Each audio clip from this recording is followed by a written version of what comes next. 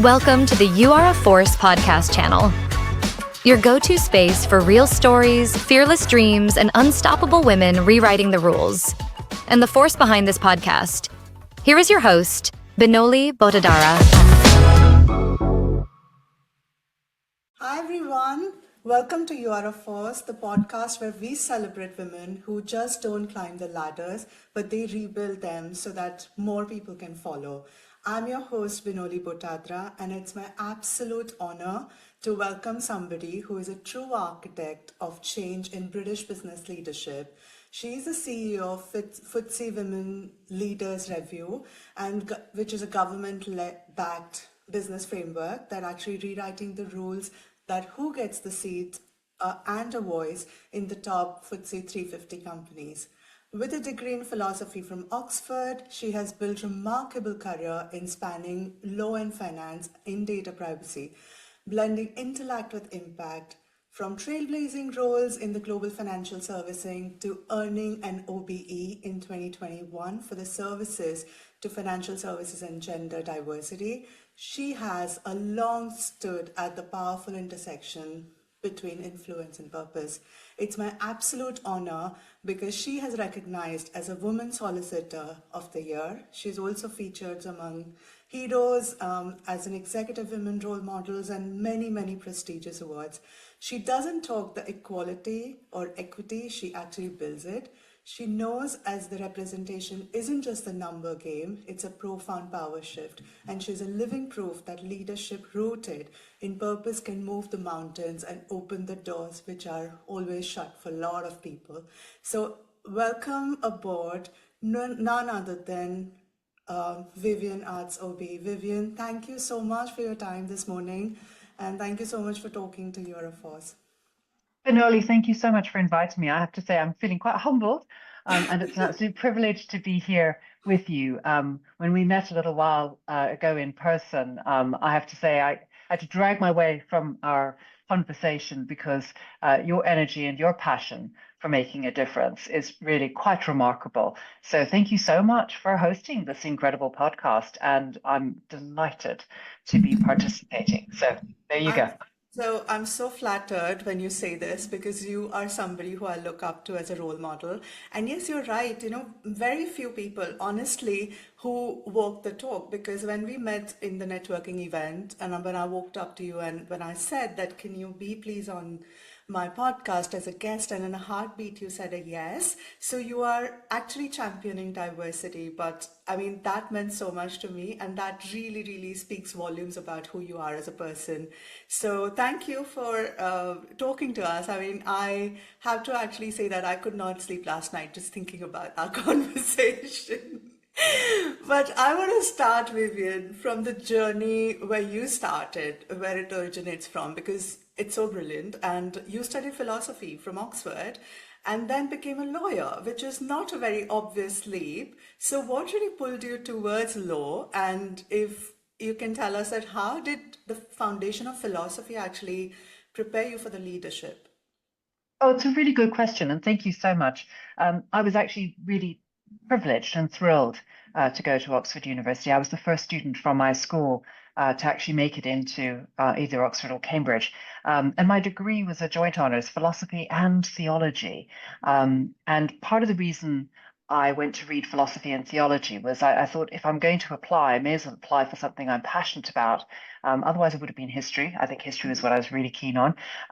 And so I applied to read philosophy and theology. But the question is when you've read philosophy and theology, when you've had an opportunity to walk in the steps of those great minds, when you can look at, what are the foundations of faith, what drives our ethical compass and so on and so forth, what do you do with that in the real world? And I think a lot of people think, oh my gosh, well, that's not terribly practical, is it?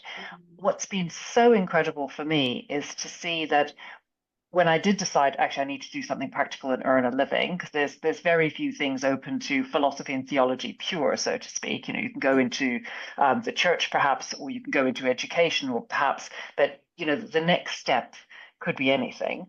But the law attracted was attractive to me for lots of different reasons. I was attracted to the profession.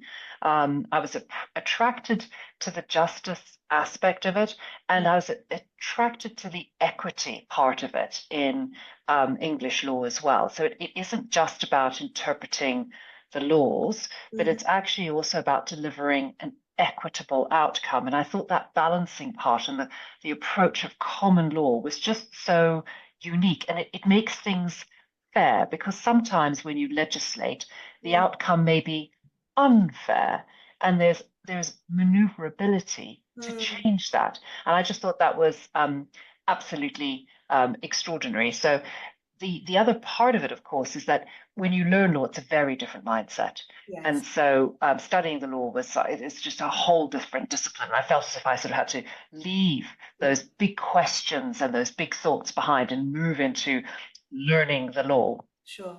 The incredible thing is that has come around full circle now. So I'm now on an ethics advisory board.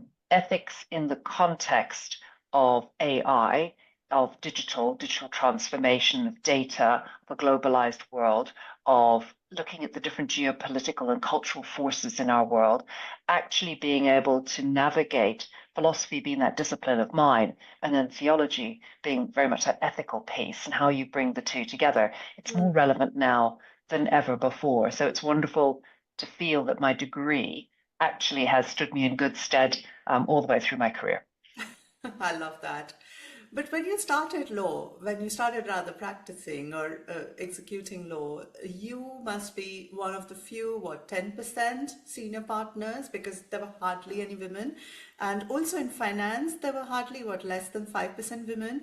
So I can imagine it must have felt a bit lonely. But did you feel the weight of those numbers at that time, or did their scale just only hit you much later? I think it hit me later. When I was going through law school, women were about 50% actually of qualifying lawyers. And so there was the sense that, actually, we're here. We can now go to university. We can fulfill all of these professions. The world is our oyster. There's opportunity everywhere. And it was only after a period of time that I realized that actually, as I progressed in my career, there were fewer and fewer women.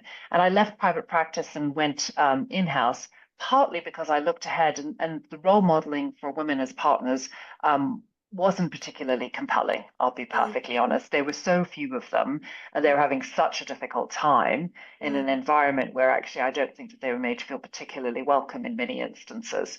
So I then moved in-house, and I spent 20 years or so working in an in-house legal environment, which is similar but not the same. And it was as time went on that I began to feel that isolation. And in fact, when I was at Citibank, one of the things I did as I got to sort of like a director level was I looked around and I realized that I could probably count the number of women I knew on one hand. And so one of the initiatives I set up was getting all the women together in the legal and compliance department with a senior woman, just to connect, because that was so important, because we just didn't know. We were scattered. I suppose we were so far and few between, so thin on the ground. And you get used to the environment in which you're working, and you suddenly realize, actually, where are all the women? I miss my girlfriends. I really do. That's actually become the nature, right? I mean, you don't really realize till you don't think about it that there are no other women around. And I totally understand what you're trying to say. And, speaking of just being very less number of women, I was just reading somewhere that there are more Johns, the name Johns, in FTSE 100 than the number of women who are CEO in FTSE 100 company, and that's wild. And I think in FTSE 350 there are just 19 women who are CEOs, and maybe 19 or 20, and that's so shocking. So the reason I mention is that what was at one moment in your own career where you actually decided, apart from what you just mentioned, that the diversity, is important to you, and you stood your grounds for something, and which actually changed everything in the room instantly? Oh, I'd love to say I had one of those amazing moments. I don't know if I had an amazing moment in that way. I see myself less as a sledgehammer and more like running water. it's like a glacier, running water. It can wear away the rocks around you, but it can be really difficult to get at them with a sledgehammer. I think what's probably shaped me, or the experience that I have, is that I have stood my ground, but I've also measured whether it was the right time or whether they were actually able to receive that message. Sometimes you can't actually speak up in that moment because no one's going to be listening, and actually you do yourself more harm than good. And it's better to have that conversation afterwards. But I do stand up and I do say what needs to be said. And I think what's been really amazing is that often I meet people who come up to me and say, "Oh, Vivienne, you may not remember me, but," and it's like, well, actually, no, I don't remember you, but because I meet loads of people and so on and so forth. But even going back to when I was at school, people who I didn't necessarily particularly get on with at the time said to me, 25 years later, Vivienne, I really admired you. I totally disagreed with you at the time, but I really admired that you stood up for what you believed in. And actually, it gave me pause for thought, and I really respect that. And to hear from people who said, you didn't meet me, but I was in the room when, and actually what you said or did had tremendous impact, and that feedback, I think, is hugely powerful. So some people have the ability to make that amazing speech like Julia Gillard did in Parliament about misogyny, and it's like, wow. Yeah, that gives me goosebumps. That was a game changer. It was. I don't know that I'm necessarily that person, but I do know that being consistently there and being consistent about speaking up for what's right does have an impact, and it's amazing to see what that ripple effect is, and that's incredibly rewarding and warming to know that actually, even though you can't see it at the time, it does have impact. Oh yes, all the micro changes, what we do have a macro impact. And I think what you're saying, I could actually pick up on that when you are authentically yourself every single time, not just once in a while, you just speak your mind, but you also do whatever you believe in. And also I've realized that when you do not just go fight like you said, but if you actually give the message very subtly, also people read very, very categorically. So many times, girls around me, just laugh at very embarrassing, sexist jokes. And whenever they're thrown to me, initially I didn't know how to respond, but then I started actually just giving a very stern look, because I might not be in a position to like pick up a fight with everybody who is senior, my client or whoever, but I would give with my body language a message that this is not okay. I'm not going to just take it, because how you take yourself and everyone else treats you that way. Because like Winston Churchill also said that, courage is what it takes to stand up and speak, but courage is also what it takes to sit down and listen. Because if you are looking for like something bigger, then you have to be a good listener too. And I want to pick up on the city's 17 years of stint, which you had following a lot of law firms which you worked for. The role which was at crossroads of regulation, technology and trust. So was there a moment in those years which really hit you that the women's barriers for women weren't just about talent, but it was actually a system itself, or there was some bigger problem? Oh, absolutely. Citibank was a brilliant place, and I had so many opportunities to explore, and that's where I sort of first became involved with the gender network. To be honest, I hadn't joined initially because I couldn't understand what they did or why that would be relevant to me. And it was only over a period of time when I suddenly realized how lonely it was being a woman moving up through the ranks in a financial institution, which was very male dominated, that I realized actually there is a lot to do. And in fact, when I started to co-chair the City Women's Network, I had the absolute pleasure of doing some work with Jane Fraser, who's now the CEO. She was an incredible role model for me because she was able to be feminine and a leader and incredibly capable all at the same time, which was just extraordinary. Whereas the rest of us, we had to make lots of compromises. My daughter was just laughing actually at some of the old suits in my cupboard, and she said, they all look like the female version of man suits. And I said, well, actually, yeah, because that's kind of how I suppose that's kind of how we did it, was you Yes. didn't draw too much attention to yourself. So if you kind of wore similar clothing to the men, then you could sneak in and still be there. So to I speak, it agree. was I extraordinary. agree. Yeah.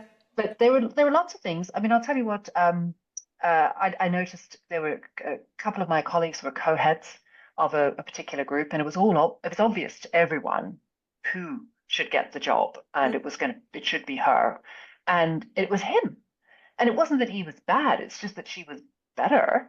Mm. And I just thought, gosh, isn't that incredible? And I suppose what I admired about her was she took it incredibly well. And then 6 months later, she handed in her resignation and she went to another role. Never said a bad word to anybody about anything. And her career skyrocketed. And it was, it was like, how could you make that decision? That's just so weird.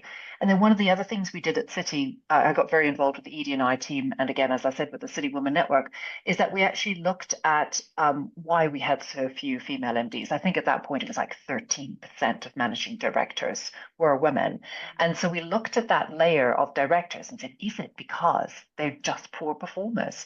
And what was fascinating was that there was no differentiation between the performance ratings for men and women at the director level. None. In fact, maybe a little bit better for women. None. And so that gave us the opportunity to have the discussion, which was, so if it's not based on performance, what is that decision based on? And so asking those questions, I find often it's very helpful to ask the questions rather than to tell them, rather than say, it's because you're biased. It's like, no, it's like, What do you think? so what do you think? Yeah, what do you think what's the differentiator here? Because it's certainly not about talent. We can see it in the data. Isn't that interesting? So what do we think it is? And is it structural?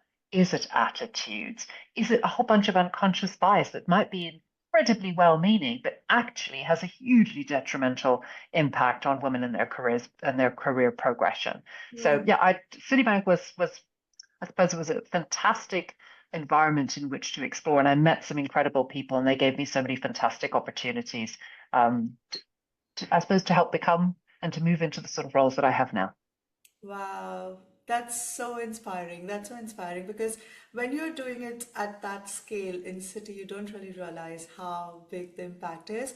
And when you were saying about being one, wearing the colors like this, I used to do that too most of the times because I wanted to blend in. Because when I was in India, I used to be 1 in 100 women.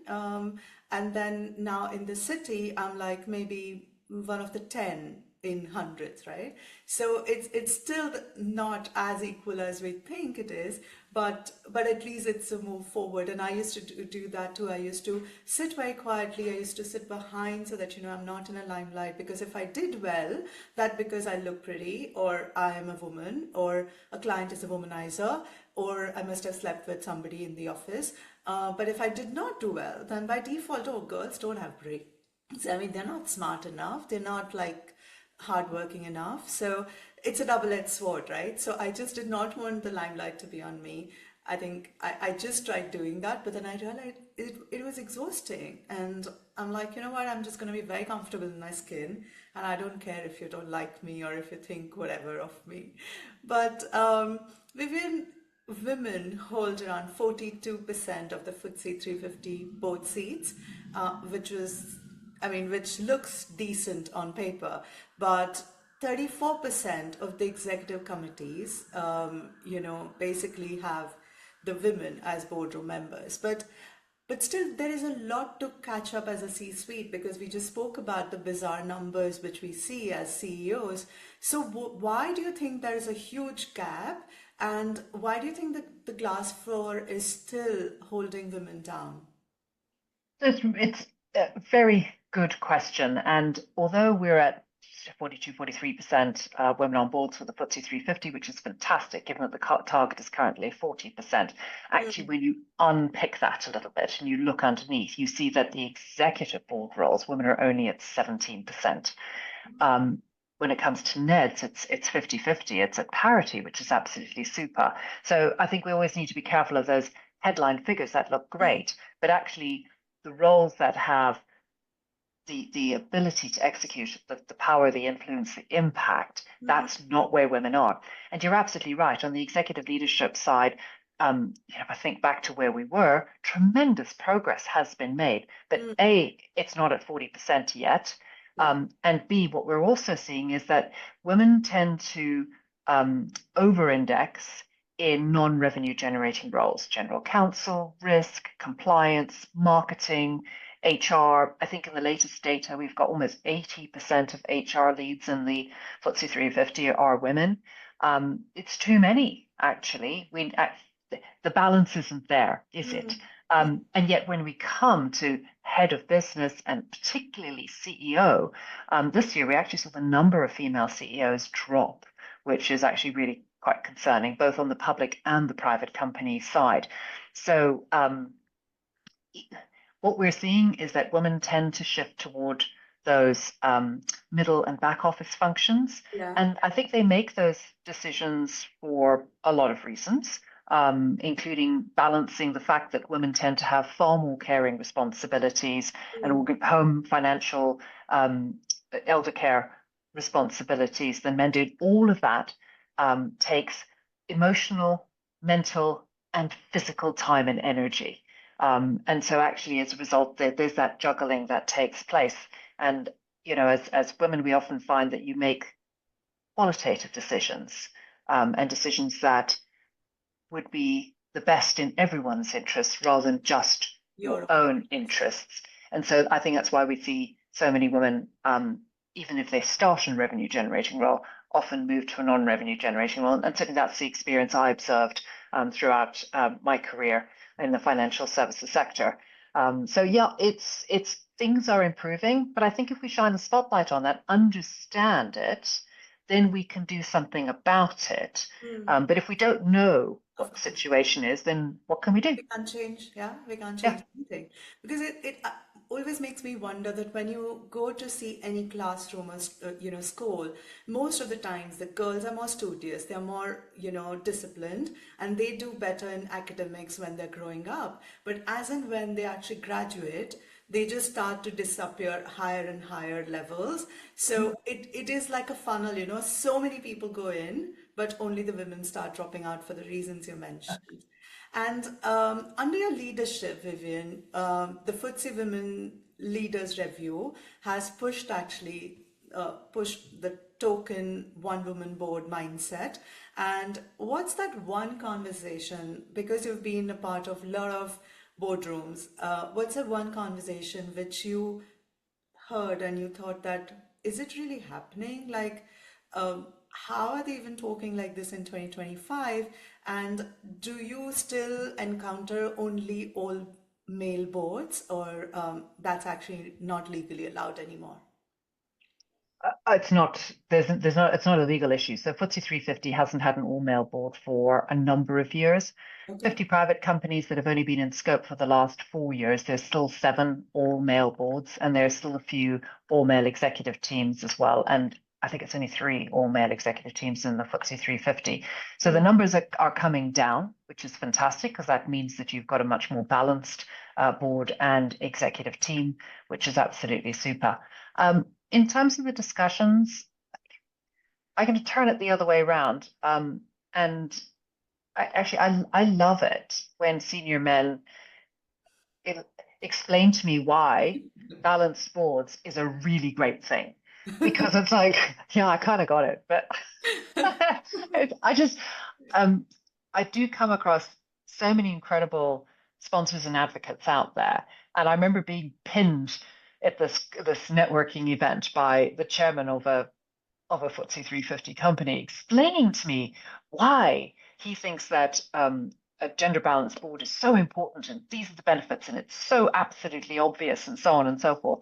And so I said to him, will you be an advocate for us, and can I interview you, and would you be quoted? And he's like, yeah, okay. So I said, thank you, because actually it's your voice that really counts. And it's amazing how many amazing how many absolutely convinced and credible senior leaders there are out there. And I think what we need to do is not take them for granted, but to Yeah. showcase them and to accept their incredible sponsorship and foresight, because there are also many others who will pay lip service and actually don't believe a word of it. And then there's a few who frankly just don't believe in anything but themselves. So is what it is. But the more we can, support those incredibly capable and visionary male leaders who Yes. absolutely get it, the better. And I just want to give them all a big virtual hug. Yes, and like you said, this male support is so important because the male allyship is actually very, very important and significant, which we don't really realize. But sometimes, it's just beyond the LinkedIn post or, being quoted. How do we get more men to move from good intentions to actually real sponsorship? Like you just mentioned about this chairman who is ready to be quoted and be interviewed, but so many people who would not want to be your mentors or sponsors. So what is your advice that how do we actually approach these or look at these men as allies, and how do we actually move the needle with them? I think that's a lot of it's about framing. So for many men, they see um, gender balance as a zero-sum game. They sort of say, oh, well, if we're in the majority and then we're going to end up with gender balance, that means some of us are going to lose our job. So what Mm. is in it for me? And there was a really interesting study that King's College London did, the gender index for the UK just recently. It was published in June, actually. And one of the findings was that where you have better gender balance, it benefits both men and women. And they were looking at it not just in terms of numbers in leadership and on boards, but they were looking at it in terms of health, wealth, as well as representation, which I think is really, really powerful, because I think you need to look at people in society in a much more holistic way. And so when women's rights and education were being supported, actually the situation for men was much improved as well. So as women came up, so men came up. And I think that's for me, I think getting that message across about gender equality not being a zero-sum game, that it's actually very much in the benefit of everybody, is super, super important. That's very profound. And also, just from the financial point of view, also, I think McKinsey said that 21% of the companies actually outperformed because of the mixed gender leadership team, not just, just the men leading and women following. So there's so much of data. I really hope that, it actually starts getting in front of the people and starts making the difference. But I want to know, we met at the networking event, but it is so important for women in male-dominated spaces because that feels like a survival tool. Otherwise, I would not be talking to you right now. So what's your best advice for building network and which really opens doors for you? I think people often see it as I'm fake. I'm going out and making friends with people who aren't my friends. The reality is that networking is a two-way thing. And I think if you see it as a two-way thing, then actually you will feel a little less uncomfortable about it. Networking requires an effort. You've got to be out there and you've got to positively engage. And often I think we're just too tired or too shy to actually make that effort. But I think the game changers, if you see it as two-way, it's not only is my connection with you going to be helpful to me, but is your connection with me going to be helpful to you? And not necessarily today or tomorrow, Right. but perhaps down the line. And it isn't necessarily about something you can give or receive from the other person. Just being with somebody and learning from them, just to listen, is itself a benefit. So I see it as a two-way thing. And friends in the broadest sense of the word, you're actually creating that incredibly broad network. And I would say that the more senior you get in your career, you realize the importance of that network. So embrace it and get on with it, because actually I find that people in my network are some of my best friends. Yes, I totally second that. And speaking of, the whole career you had and every amazing career also has some sort of setbacks? Or do you, can you share with us any personal or professional setback which felt like a disaster at that moment, but it actually was the biggest lesson and it just maybe made you the person who you are today? Oh, I've had quite a few missteps and embarrassments over my time, and they still crop up from time to time. I did actually refer in a meeting to all of us being women over a certain age, and one of the women was like, "Well, I'm not that age." I was like, "Oh, nightmare."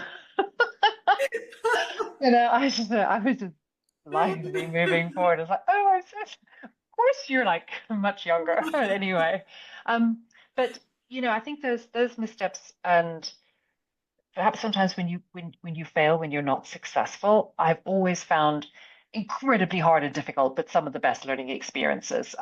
Working in a firm once where they just said, "I'm sorry, you're just not the right fit for us." I was mortified, embarrassed, humbled, knocked my confidence for six. I honestly wanted to crawl away and die for 6 months and not come out. I mean, it was just awful. But actually, and everyone said, "Oh, it'll be so much better in 6 months." It was so much better. You don't know it at the time when you're going through whatever that challenge, hurdle, failure, embarrassment, or just being told you don't fit. It's horrific. But actually it's what builds your backbone, it builds your resilience, and how you cope with that makes you so much stronger.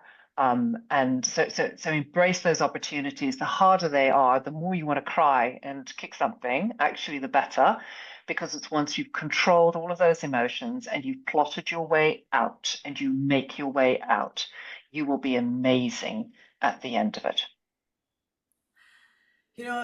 When you were saying all the similar situations were just popping into my head, that how, and sometimes when I look back to all the decisions I made, I sometimes wonder that how did I actually survive that?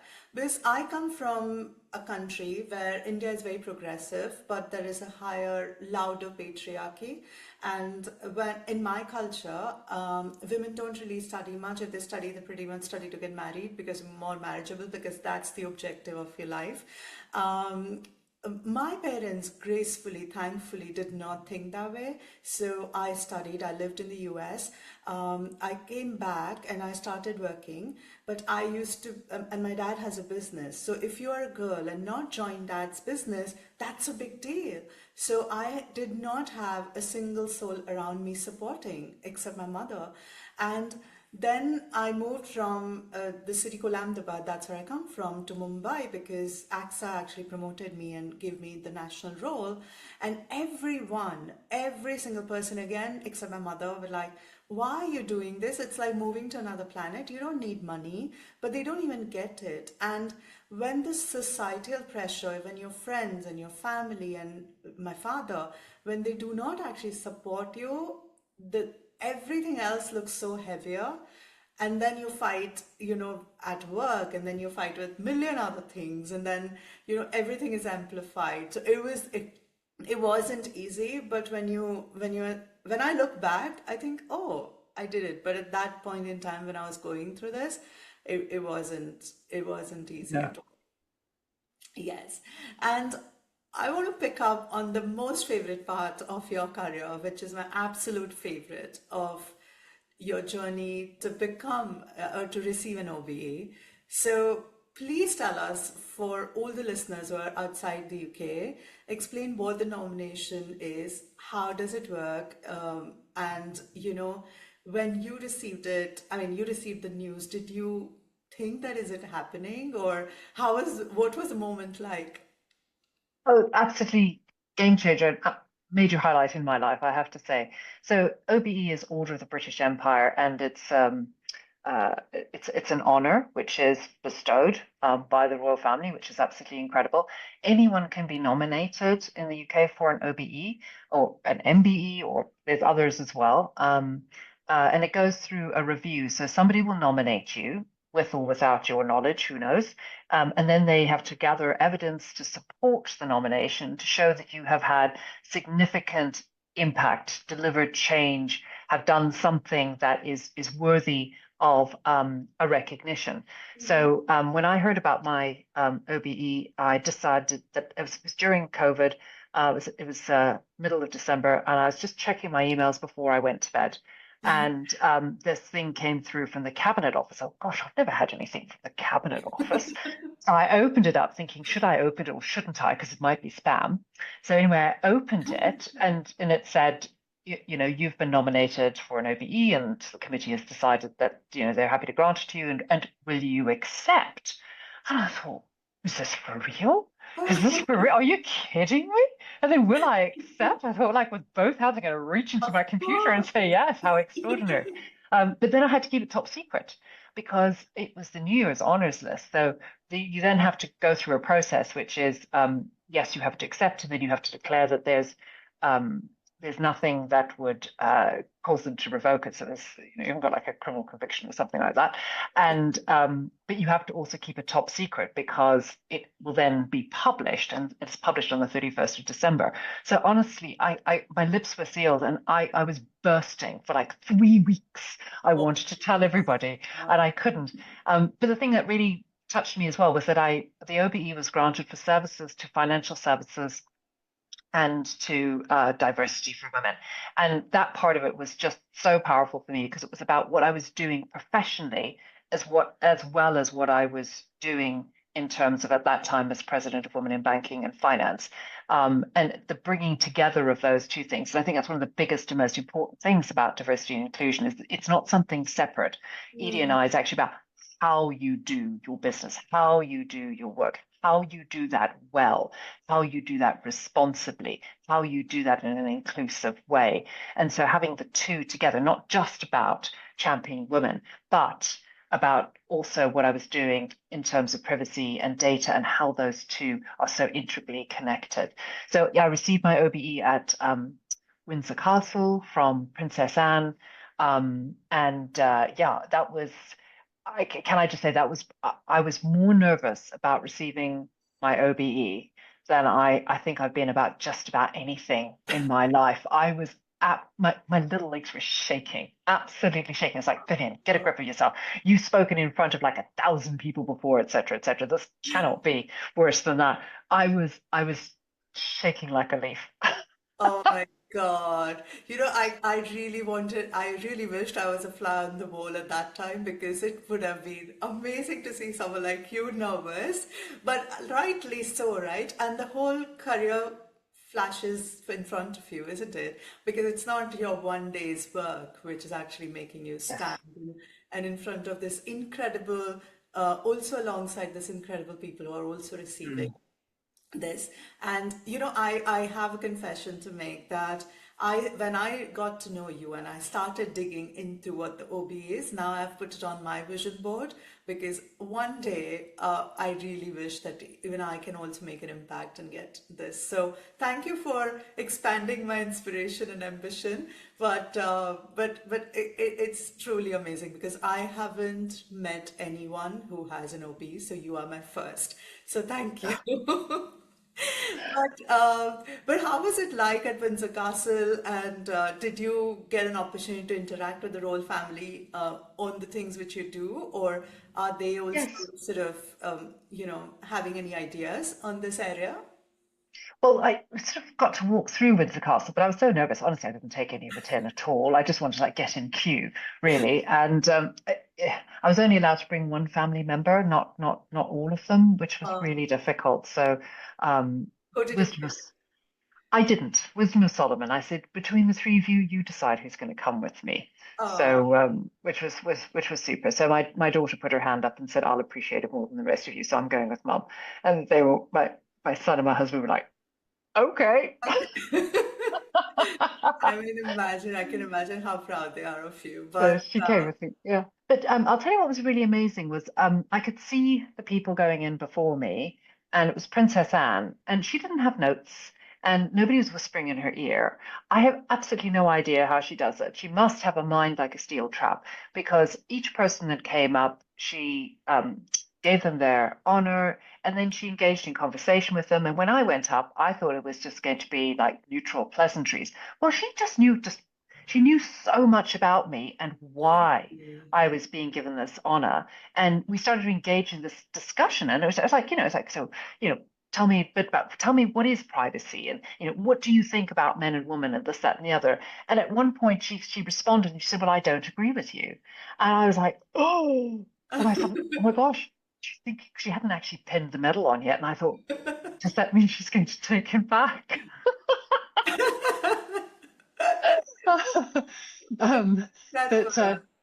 she's absolutely amazing, and I was so thrilled that it was Princess Anne, given what I was doing, because I'm a tremendous admirer of her. I think she's incredible. No flies on Princess Anne, and she's a hugely impressive woman. So yeah, just having that possibility to interact in that way was humbling and super, absolutely super. I'm so happy to hear this.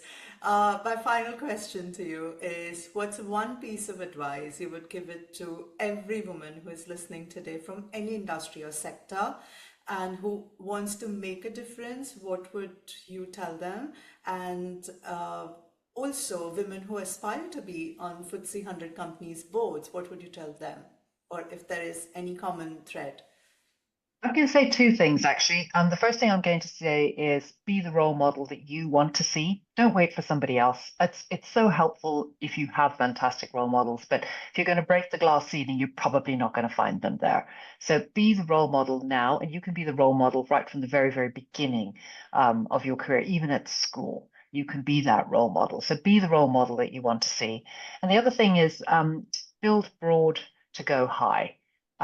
Which is a lot of people are so focused on making it forward and doing that journey quickly that what they don't realize is actually you've got to build that broad foundation. Part of that is around networking, part of that is around experience. Your career and your life doesn't go like a super highway in one direction without twists and turns and deviations and so on and so forth. When all of those happen to you, explore them. It might not be a role that takes you to the next step up, but it might be a role that broadens your foundation. So I think it is it's like Lego bricks. You want to build yourself a tall tower. The bigger the foundation, the taller you will go. So think of your life in that way. So build that broad foundation with experiences and people and places and all sorts of interesting things, because that broad foundation will help you to go further. Oh my God, amazing. I love that. So before I let you go, I'm just gonna fire some rapid fire questions. Quickly, whatever comes to your mind, just bring it on. A book that shaped you the way you lead. I'm going to say Invisible Woman, exposing data bias in the world designed by men. And I thought that was really hugely impactful. Really, I'll give it a read. The best advice you ever received. Treat people well on the way up because you're going to see them on the way down. Very touche. What would you tell 16 years old Vivian if you go back in time and meet her? I would say seize the opportunities, look after yourself, and celebrate your achievements because nobody else will.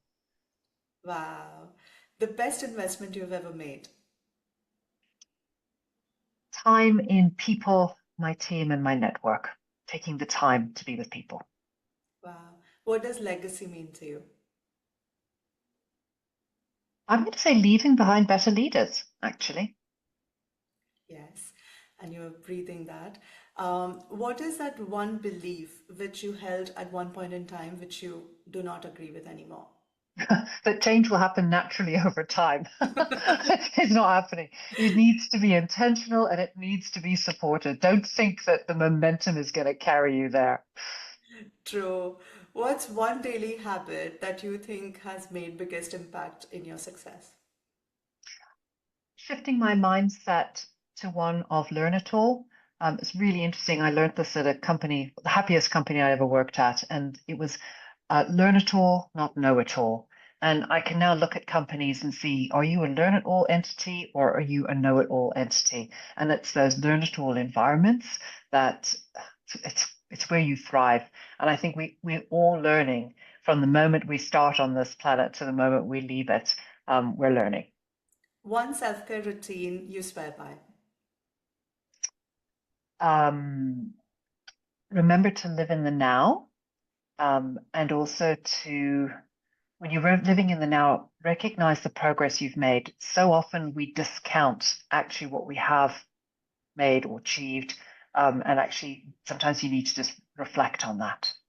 Okay, and last, one woman who inspires you. Oh, there's too many women who inspire me, but I'm going to say Emmeline Pankhurst and the suffragettes, because the work they did enabled women to actually have a voice, not rather than asking to be recognized. Actually, when you're able to exercise your voice through a vote, I think that's one of the most powerful things in the world. Wow, I love that. On that note, Vivienne, thank you so much for this incredible, insightful, and deeply inspiring conversation. You have shown us that the real leadership means breaking barriers, building bridges, and leaving the door so wide open that generations can walk through. And because women like you, women like us actually can dream bigger. So thank you for doing what you do. And to all the listeners, change doesn't happen in silence, as Vivienne said, and it happens just because we show up, we speak up, and we link arms. Because this is not just a podcast, it's a global sisterhood, and it's a round table where all of us come together. We trade wisdom, courage, and audacity to rewrite the roles. So thank you for listening, and go fight for that promotion, fight for that role, apply for that passion, and shatter all the glass ceiling, because you are a force. So until next time, stay ambitious and stay powerful. Thank you. Thanks, Binoli.